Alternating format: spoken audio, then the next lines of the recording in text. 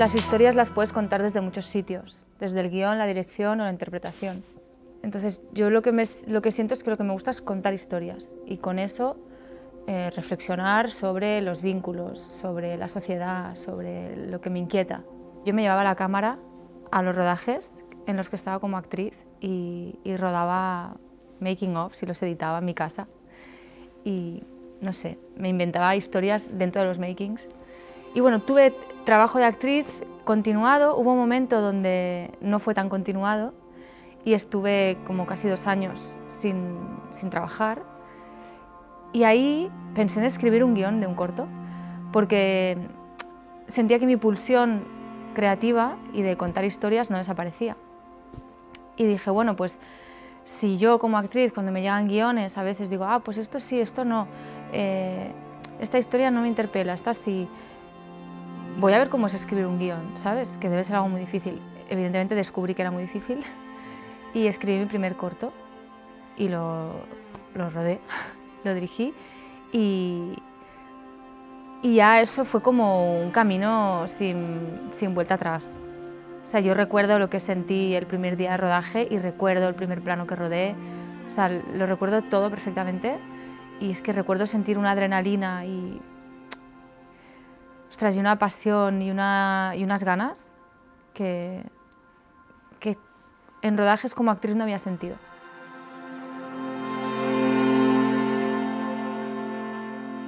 Mi primer corto era de ciencia ficción, mi tercer corto también. La ciencia ficción me parece una manera de acercarse a la realidad también y de contar la realidad y quizás la forma que nos conecta más con nuestra primera fase imaginativa, ¿no? Cuando eres una niña y empiezas a imaginar cosas muy libres y muy fantasiosas también, ¿no? Y quizás te sirven también para contar historias o también entenderte a ti y entender lo que te rodea. Y la ciencia ficción me parece un cristal a través del cual observar la realidad muy estimulante y muy bonito. La primera peli, al principio el guión era de ciencia ficción también, aunque no me parezca. Y luego me di cuenta de que era muy complejo lo que estaba contando y que para mí iba a ser más sencillo o abarcable o controlable dirigir una peli realista donde lo importante fueran guión y actores, que siempre lo es, pero en el sci-fi entran otros elementos, ¿no? que requieren de más tiempo de rodaje, de más dinero, no sé, de unas cosas técnicas que sentí que me iban a molestar en una primera película. Y de hecho esa historia la aparté, mantuve algunas cosas, digamos la constelación de personajes la mantuve, pero nada más.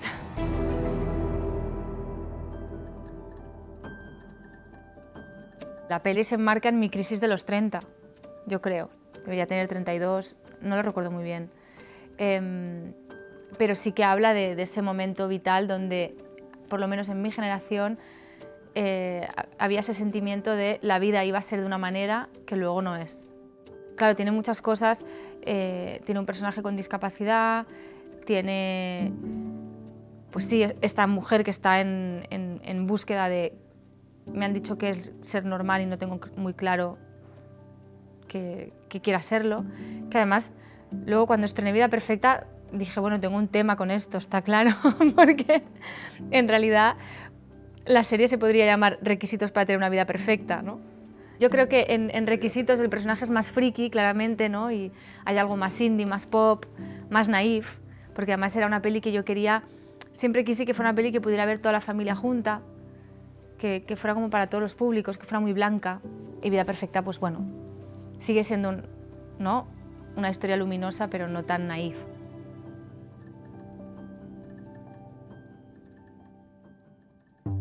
Yo le hago una prueba a Burke para Requisitos como actor y me sorprende muchísimo. Recuerdo mucho esa prueba también porque sentí en el set del casting que no había funcionado como me hubiera gustado y cuando lo vi por cámara vi que sí.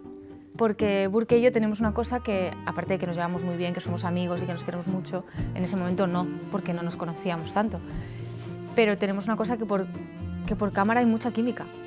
O sea, es una cosa que que surge, que yo estoy viendo que de repente hay actores o actrices que es algo que está ahí y que luego se puede trabajar, se puede mejorar, se pueden dirigir escenas, pero que esa química o está o no está, ¿no? Y que a veces ni siquiera eres consciente cuando la estás viviendo. Entonces, bueno, nos hicimos muy amigos y tal, y yo sabía que era guionista, y cuando empecé a escribir Vida Perfecta, que además fue un proceso que me tomé con relativa calma, quise como pues, hacer una Biblia tranquilamente y hacer un piloto a mi ritmo, y empecé a moverlo, a llamar la puerta de plataformas y bueno, todo eso es como una historia. Fue cuando dije, realmente me hace falta un co-guionista para seguir este viaje, si no, sola se me hace muy grande, ¿no? Y yo le había pedido a Burke un par de guiones suyos por curiosidad, para leerlos. Ostras, cuando leí vi que podíamos hacer muy buen equipo, porque eran guiones muy redondos, donde todo tenía un sentido, todo tenía arco, todo estaba pensado de una manera obsesiva y casi matemática. Y eso era a lo que yo había aspirado en Requisitos, había sido una obsesión también. Y dije, ostras, creo que podemos hacer muy buen team, ¿no? Juntando como mi aproximación a las historias con toda esa técnica que tiene Burke, que es fascinante, la capacidad analítica que tiene. O sea, es una cosa que a mí no deja de sorprenderme. Él me incorporó, por ejemplo, una herramienta que a mí me es muy útil para escribir, que es el eneagrama. Esto que es, hay 9 personalidades. Lo usa gente para terapia y psicología, y nosotros lo usamos para escribir. Porque a mí me gusta construir las historias en base a los personajes. O sea, también a un tema, pero para mí la clave son los personajes, ¿no? Saber cuáles son sus miedos, sus defectos y en base a eso cuál va a ser su arco. Y el eneagrama es una herramienta súper buena para eso. A mí me encanta. Entonces yo creo que lo hacía de manera intuitiva, y Burke me ayudó a descubrir una manera de llevarlo a la tierra como muy útil.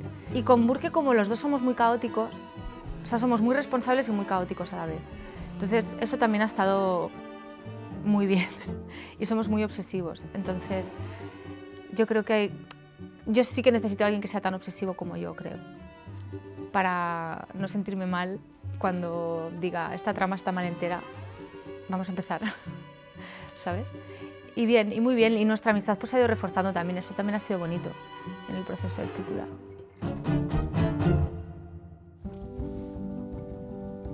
Fue una apuesta personal por el proyecto y era casi una necesidad, o sea, no podía soltar el hueso. Y sí, no tuvimos luz verde hasta que estuvieron todos los guiones escritos. Yo recuerdo también que fue un proceso desgastante, ¿no? Cuando íbamos por el capítulo 6, yo pensaba que puede salir mal, si os ha gustado hasta el 6. Y hay una sinopsis del 7 y el 8. No nos podéis ya dar luz verde. Y bueno, por el camino, pues claro, tuve que hacer algunas renuncias también de proyectos que a lo mejor me salían como directora y que podían haber sido interesantes, pero sentía que si abandonaba ese proceso de escritura, esa serie no existiría ya. Entonces me lo podía permitir a nivel económico y también porque nos pagaban el desarrollo de la serie. Lo que pasa es que, claro, fue un desarrollo muy largo, ¿no? Y bueno, para mí pues mereció la pena, fue una apuesta personal y tuve la suerte de que salió bien.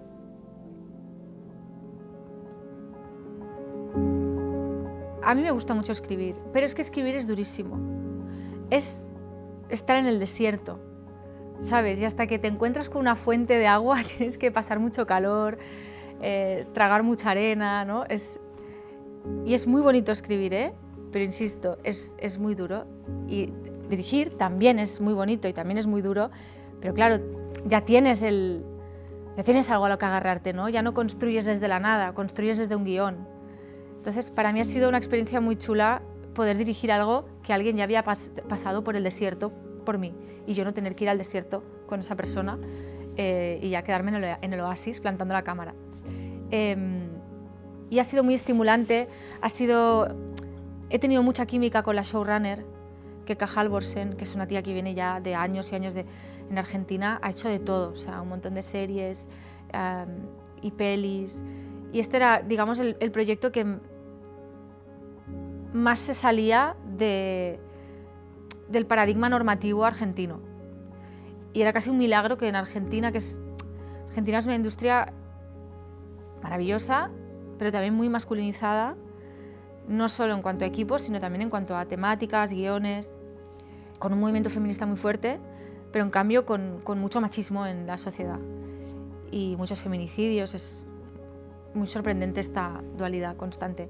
Y bueno, esa serie pues me interpeló muchísimo, me gustó mucho la temática, ¿no? O sea, que estuviera basada en un ensayo feminista sobre el amor, que la protagonista fuera, ¿no?, una tía criada en el judaísmo y en una visión muy tradicional y conservadora de la vida, que acaba siendo una feminista y filósofa conocida en Argentina, que a la vez siente que lleva una vida que no encaja con lo que ella dice y escribe en sus libros. Entonces, si lo piensas, tiene mucho que ver también con Vida Perfecta, con, ¿no?, siempre esa cosa de lo teórico versus lo práctico, el mundo de las ideas con el mundo vivido. Y esa contradicción a mí, pues claro, me interpela mucho. Y fue muy chulo el proceso porque además las guionistas, sobre todo en el piloto, estuvieron abiertas a escucharme, a plantear algunos cambios y fue un trabajo muy bonito y yo aprendí mucho. Y rodar con un equipo que no era mi equipo. Lo que sí pedí era el montador. El montador sí que dije, o es con mi montador o no me veo capaz, ¿sabes? De irme allí, rodar tal y luego mi material, no es mi material, pero el material, ostras, quiero poderlo compartir con alguien que yo sepa y que alguien que sepa cómo ruedo, porque yo hago muchas tomas, hablo mucho durante la toma. Sí, le hablo a los actores durante la toma, bastante. Porque esto lo vi en un making of de Almodóvar y una se fija en los grandes. Bueno, también es coger la confianza con los actores y decir, si en algún momento no te está sumando que yo te esté diciendo cosas, tú me lo dices y yo no me lo voy a tomar personal. O sea, aquí se trata de que tú brilles lo más posible.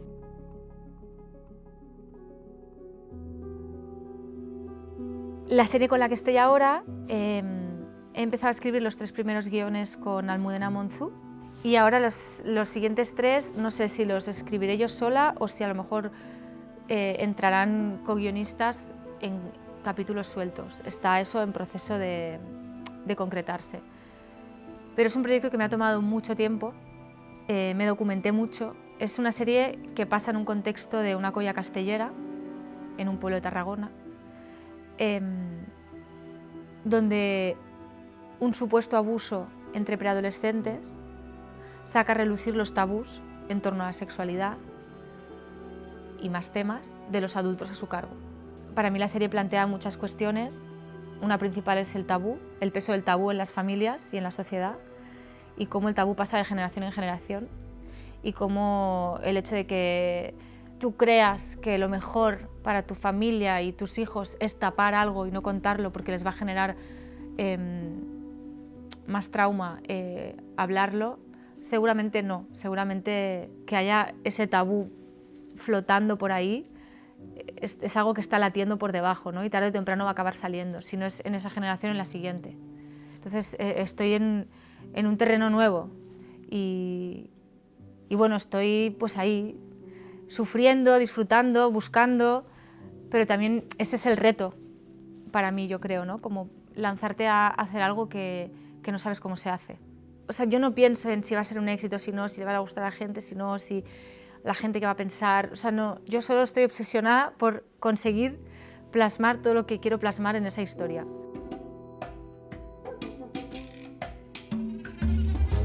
Queríamos rodar este verano y entonces yo dije que no, porque quería reescribir el 1, el 2 y el 3, que es lo que he hecho, que me ha costado la vida.